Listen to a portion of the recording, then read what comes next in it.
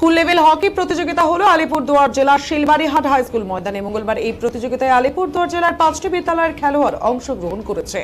জয়ী team রাজ্যস্তরীয় hockey প্রতিযোগিতায় অংশগ্রহণ করবে এবং রাজ্য স্তরে যারা জয়ী হবে তারা জাতীয় স্তরের প্রতিযোগিতায় অংশগ্রহণ করবে।